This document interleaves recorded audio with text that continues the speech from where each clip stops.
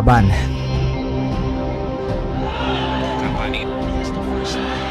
Paramdam niya kung gano'ng mabigat yung Baldonado would want to give out his offensive attacks, pero as we see, the Wonder Boy.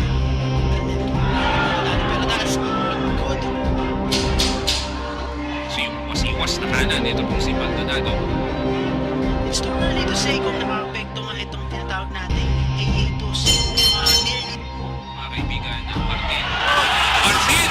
Touchdown right there! Labaw po. Nasa good counter right in the bahagi pa ng Baldonado. Si Martin napangiti ito sa knockdown na yun. But again, yung pinuto natin kanina na gustong kunin with that knockdown, baka nakuha niya Martin right here. Parang may red mark dun sa kaliwang mata. Right cross na pinatawan kanina ni Baldonado. That drop sa good one corner. Isa ni Yasmin. Wala dito kay Ronnie Baldonado kasi naipahatid na niya yung mensahe niya kanina na hindi mo ako pwedeng basta-bastahin, hindi ko basta-basta ibibigay itong laban na ito sa'yo. Of course, isa naman basic. Ito yung kanyang paboritong inabot dito sa laban na start din him. Ito ngayon, trying to utilize him in and out. Papasok, alam niya basta siya. Alam din niya basta siya. Mas dito kay Baldonado. First, looping right and left hands na nakapagpapag sa kanina.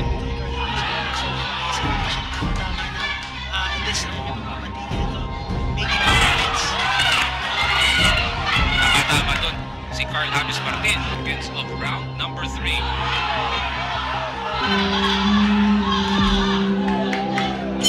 That's a tough.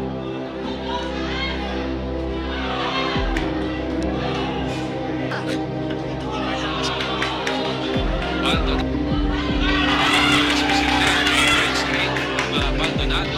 Kasi kung makakalitan niya ng counter right, he's not exerting too much. And we will know that Carl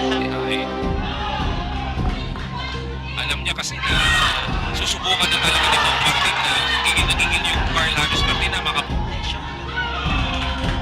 It's the same story. Sa kanya na magiging factor. Isito dito na Espinosa si Luisito Espinosa needs isang title fight. This is the big one. The Philippine title plus. Maaaring jump red opportunity. Martin biglang bibitaw ng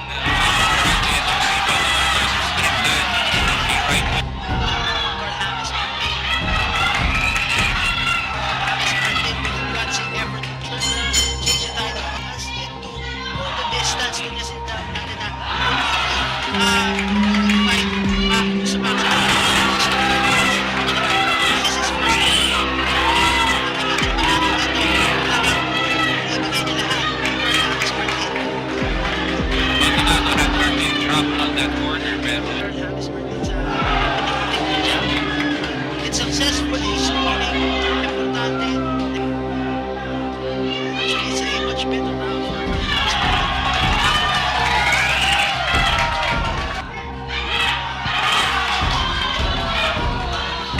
so far a much better round for parang ang missing dito may scoring.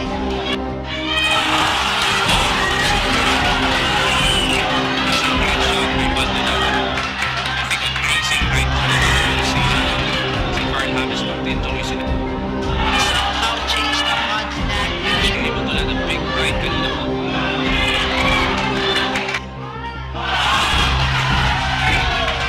It's the same. Big step back. Papasok ito ng right hand ito kasi. It's right hand. Receiving yan talaga. Strong punch niya. Ito kasi. Martin still looking to land. That punch. Magpapatras dito kay Ronnie Baldonado.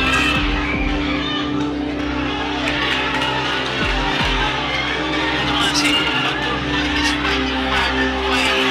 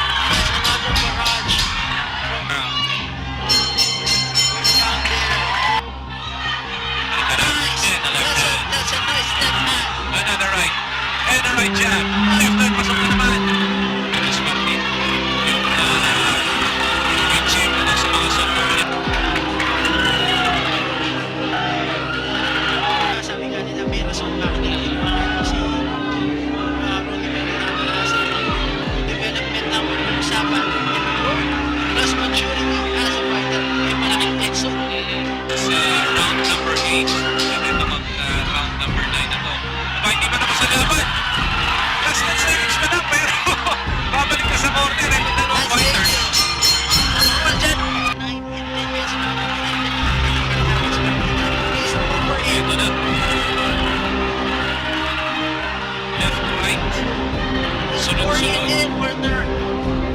And Baldonado is trapped on the ropes. Halos helpless na siya dito. James Martin.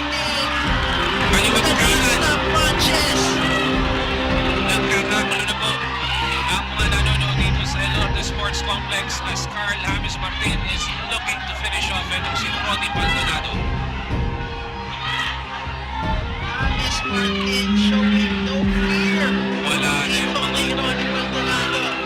Wala na yung mga release at power dun sa suntok ni Baldonado. At the heart of a champion. Makakita rin na ng malakas na atake from Carl. Lakas Baldonado trying to fight back. Bounce to the body. Carl James Martin trapped along the ropes. He's been out of there. That's a bit dangerous position. There you go. Carl James Martin back at the center of the ring. Martin shrugs it off and lands left. Last 10 seconds. Carl James Martin tried to slash the slap. James Martin spares blood. Yes. Stomach to the corner of the Ronnie Baldonado. Reminds me of that fight ni Basilio Pacheco. Yes. He was nasty. He was actually bleeding yung corner na kanya nalaban I to think stop we're the just fight. moments away, partner. Let's see. But Ronnie Baldonado is trying to fight back here. He's trying to fight back. This is a iron stand. But he's But getting yes, hammered. there you Oh, go. the referee. It is all over. The referee's not dead. Still, your Philippine champion and your new WBA Asia. Asia. But at the start of the fight, it was si Baldonado was like a very hard puzzle para dito po kay Carl James Martin to solve. But itong si Carl James Martin was able to do just that dito sa latter rounds ng laban as ito po the medical team is attending dito po kay Ronnie Baldonado. Naka-oxygen mask siya rito and he's getting checked on to see if he is okay.